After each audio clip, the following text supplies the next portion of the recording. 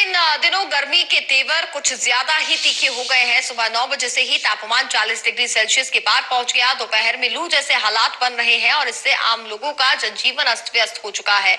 लोगों ने घर से बाहर निकलना कम कर दिया है और साथ ही बाजारों में सन्नाटा पसरा हुआ है। दुकानदारों का कहना है कि ग्राहक बेहद कम आ रहे हैं, जिससे कि रोजमर्रा की आमदनी पर भी असर पड़ रहा है। 11 बजे के बीच में ही लोगों में गर्मी का असर देखा जाता है और गर्मी के चलते सड़कें सुनसान दिखाई देती हैं। बाजारों में काफी चहल पहल कम हो गई है। वहीं अस्पतालों में भी मरीजों की संख्या में इजाफा हो रहा है। वहीं इस गर्मी और लू को देखते हुए डॉक्टरों से सलाह भी मरीज ले रहे हैं, किस तरीके से बचाव करना चाहिए। हमारे साथ डॉक्टर हैं, उनसे ही बात करते हैं किस तरीके से लू और झक्कर से बचाव करना चाहिए। सर, गर्मी का मौसम तेज है, ऐसे में लोगों को गर्मी से बचाव को लेकर क्या हिदायत बरतना चाहिए? डॉक्टर हिमांशु गौतम हूँ, शाहबाद का कोच हूँ, मेडिसिन।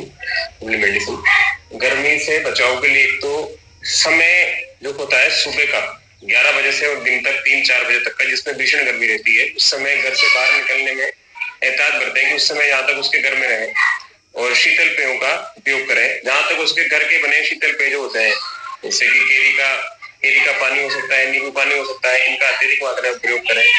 कटे फलों को आज ही सब समाप्त कर दिया जाए, उनको फ्रिज में रखकर या फिर एक दिन पश्चात उपयोग न लिया जाए, क्योंकि इससे ही बहुत सारे इन्फेक्टिव डायरिया के केस अस्पताल में एडमिट होते हैं। और जो भी शादी ब्याह का सीजन चल रहा है, उस वजह से भी उस जगह पर भी ध्यान रखा जाए कि जो भी मुख्य जो लिक्विड पेय होते हैं, उनसे इन्फेक्टिव डायरिया होने की संभावना ज्यादा रहती है, तो उनसे बचा जाए।